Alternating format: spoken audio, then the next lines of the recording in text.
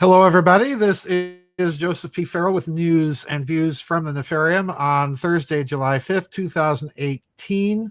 Happy belated 4th of July to my fellow Americans that watch this channel.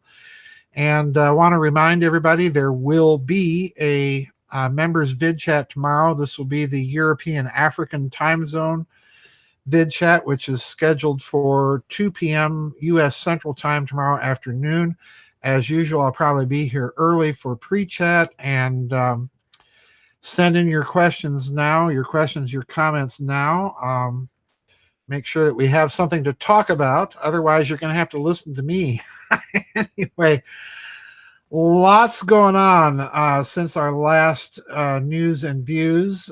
Chancellor Merkel has managed to survive and hang on to power for dear life. However, she is experiencing some pain, and we're going to get to that in just a minute. I've linked 3 articles. One is the New York Times coverage of the article, and then there's a Zero Hedge article, and I want to be spending some time with that because there's now an interesting phenomenon that I think is going to transform European politics for the long term if the Italian Deputy Prime Minister Matteo Salvini has anything to say about it. We're going to get back to that. But here's what Merkel has managed to do. She's managed to survive, and I do want to comment briefly about what I think this portends. This is the New York Times article by Katrin Benhold and Melissa Eddy. The title of the article, Merkel to Survive Agrees to Border Camps for Migrants. And I'm reading the first few paragraphs of this article. Chancellor Angela Merkel, who staked her legacy on welcoming hundreds of thousands of migrants into Germany, agreed on Monday to build border camps for asylum seekers and to tighten the border with Austria in a political deal to save her government. It was a spectacular turnabout for a leader who has been seen as the standard bearer of the liberal European order, but who has come under intense pressure at home from the far right, and please notice that characterization, and from conservatives in her growing coalition over her migration policy. Although the move to appease the conservatives has exposed her growing political weakness, Ms. Merkel will limp on as chancellor. For how long is unclear. The nationalism and anti-migrant sentiment that has challenged multilateralism elsewhere in Europe is taking root fast in mainstream German politics. Ms. Merkel agreed to the latest policy after an insurrection over migrant policy led by her interior minister, Horst Seehofer, threatened to bring down her coalition. Mr. Seehofer demanded that Germany block migrants at the border if they have no papers or have already registered in another European country. Apparently, common sense is now far right for the New York Times. Ms. Merkel, who supports free movement across Europe's borders, has been opposed to any moves effectively resurrecting border controls until Monday night, when she made the deal to stay in power. So, in other words, Angela has done a flip-flop, and as the article, I think, accurately puts it, she's going to limp along as chancellor for now, and this is the problem. Merkel, and I want to get back to this later, but Merkel has so weakened her chancellorship that I suspect the old rivalries now between Germany and France are going to resurrect themselves, because Macron is making the play now to be the leader of the European Union, and I don't think this is going to play too well in Italy, where it's already not playing too well. And this means the Germans are going to want a stronger chancellor. And I suspect that this deal is going to create problems for Chancellor Merkel that could ultimately bring down her government. Now, whether that will issue in a new coalition or new elections remains to be seen. I suspect eventually we're going to see some new German elections, even though this runs counter to the German political tradition. I think it's going to happen. And the reason why I think it's going to happen is I think now Germany and her policy has led Germany to be kind of overwhelmed and overtaken by the course of events going on elsewhere in Europe. So Germany is no longer driving the agenda, it's reacting to it. And that's not a place traditionally that Germany is like to be in.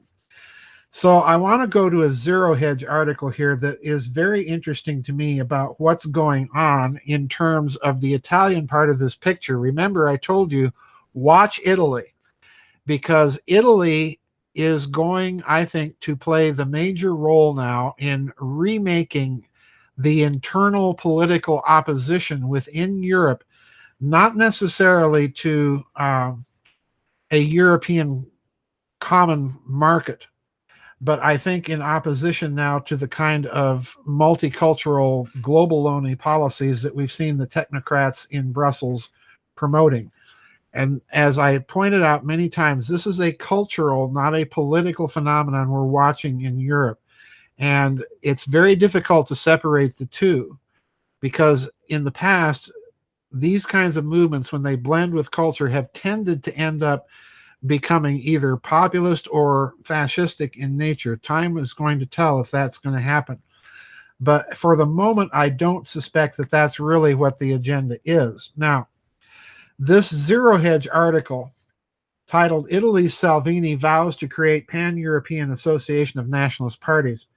I want to read the first few paragraphs of this article and then point out three things, one positive for Mr. Salvini, and then two that could be taken to be negative, at least one in a neutral position and one negative. All right.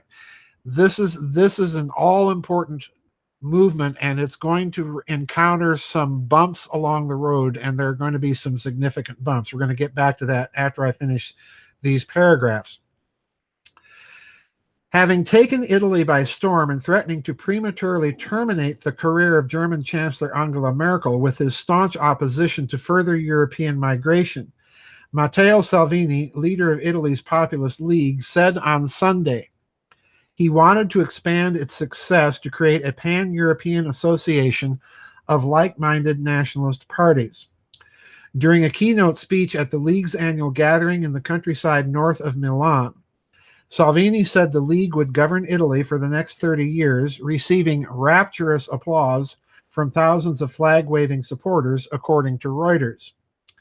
Quote, "To win, we had to unite Italy. Now, we will have to unite Europe," unquote. Salvini boomed, adding that he is, quote, "thinking about a league of the leagues of Europe, bringing together all the free and sovereign movements that want to defend their people and their borders," unquote. "What we have managed to do this year, next year we will have to do at the continental level," Salvini said, eyeing the elections for the European Parliament in May 2019. In his appeal to build a network of right-wing nationalist parties around Europe, Salvini cited France's National Front leader Marine Le Pen, Hungarian Prime Minister Viktor Orban, and Austrian Chancellor Sebastian Kurz, among others. All right. Pardon me. This is exactly what I think and suspected was going on. The target here now is the European Parliament elections. And there have been, as I has pointed out before in these blogs, there have been conferences. Oh boy, sinus bad today. Pardon me. There have been these conferences of these anti-refugee parties in Europe, and the attempt by the mainstream to portray them as far right. Now, in the case of the National Front in France, its history is certainly that. I think, however, these conferences that we've seen among these various leaders, Geert Wilders, Marine Le Pen, Sebastian Kurz, these have been more or less ad hoc affairs. What I'm sensing that Salvini is up to here is that he wants to make this a much more organized, concerted effort. In other words, he recognizes, as he's kind of intimating here, that there's a cultural agenda that's been in place in Brussels and Berlin, and for that matter in Paris, that's been driving the agenda in the European Union. And he's saying that there has to be a different cultural agenda, if I'm reading him correctly, in order for the European Union to survive. All right. Now, I think that means that you're going to see the Italians organizing these efforts at a much deeper level. And I think one of the effects of this organization is going to be they're going to try and coordinate party platforms amongst these various nationalist parties to the extent that they are able to do. That means Alternative for Deutschland in Germany, Viktor Orban and his party in Hungary, Sebastian Kurz in Austria, Geert Wilders in the Netherlands, Marine Le Pen in France, and ultimately this is probably going to reach out to engulf Spain and Greece as well. They're going to try to coordinate party platforms. This is my prediction. And they are going to try and coordinate their efforts across their national boundaries to gain a major voice inside the European Parliament. So if they're successful, what that means is you can expect Nigel Farage and Marine Le Pen, who've been kind of the lone voices inside the European Parliament, are going to have sudden backup with lots of new voices. All right. And that's going to be major if they can pull it off. And again, as I've been saying, watch Italy, because Italy is going to try and drive this process. Now, as I mentioned when I started with the New York Times article, there's three factors here now that you've got to watch, in my opinion. One is positive for the Italians. The other is kind of neutral for them. And the third is a bit of a problem. All right. The positive factor is that Salvini and his group are coming to the attention of the Trump administration, and the Trump administration is liking what they're hearing. Now, in the background of this, what I suspect is really probably the case is you'll recall the Italians were quietly behind the scenes trying to figure out how they could get around the sanctions regime against Russia. I suspect that there's some quiet three-way talk in the wake of the upcoming Putin-Trump summit that includes the Italians to some degree in trying to get a handle on what aspects of sanctions can be rolled back that will be beneficial for everybody. All right. I suspect, there's no evidence for this as yet, but I suspect that Italy has been kind of lurking in the background here. So that's a positive thing that Salvini has going for him. The neutral thing is one of the countries in Europe that we don't often talk about, which has seen a sudden surge of precisely this type of nationalist party surging to the forefront in politics, and that's Sweden. Now, the problem in Sweden is, as far as I can tell, if there's anybody in Sweden that can give me a handle on this, as far as I can tell, the party in Sweden does tend to have a neo-fascist background, but it has gained in popularity because it's one of the few parties standing up to the overrunning of Sweden by a bunch of refugees. Whether or not it performs in any upcoming elections in Sweden remains to be seen. This is kind of a neutral phenomenon. I don't know where to go with this because it could be the kind of phenomenon that we've seen in Austria and Germany or in Hungary, or it could be an actual fascistic type of reaction trying to co-opt that anti-migration, anti-multicultural agenda that we've seen coming out of Brussels. So time will tell. The negative component here, the one that could be the major upset, the major game breaker for this cultural realignment in Europe, will be Poland. Poland, like Hungary, has already been bucking the European Union diktats on migrants and so on. It's just simply absolutely refused to do any of it. But Poland is also playing a very, very dangerous diplomatic game because Poland has been in the forefront, along with the Baltic states, of having American bases moved out of Western Europe and into permanent bases in Poland. And again, history is the driving factor here. Poland does not want to be caught between Germany and Russia as it was prior to World War II. And it's banking on the American presence from creating that Russo German rapprochement, and again, placing Poland into a very difficult position. But in terms of what this means for a trans-European movement is difficult, because the rest of Europe is primarily, as far as I can tell, particularly among these nationalist parties, is wanting a rapprochement with Russia. It certainly is in favor of increased trade with the Shanghai Accord nations, and particularly Russia. Russia is, from the Russian standpoint, Europe is Russia's largest trading market. And again, from the Europeans' point of view, Russia is a natural trading partner. Poland could threaten that agenda, even though it stands with the cultural agenda. And this is why I think Poland is now going to be a crucial part of Europe to watch, because depending on what Mr. Salvini has in mind to create his European cultural alliance of all of these different parties, if he tries to extend that beyond the cultural into the economic sphere, then Poland is going to be a problem. So how Poland squares with this, he's going to have to reach out to the Poles, because they have been, as well as Hungary, they have been some of the loudest protesters to this open border, let's take them all policy. So the advantage that he has there is, of course, Poland is a Roman Catholic country, as is Italy, so there is some common ground there, but it's going to be on economic rather than cultural policy that you might see some divisions. So those three things, I think, now are the things we have to watch for over the next year.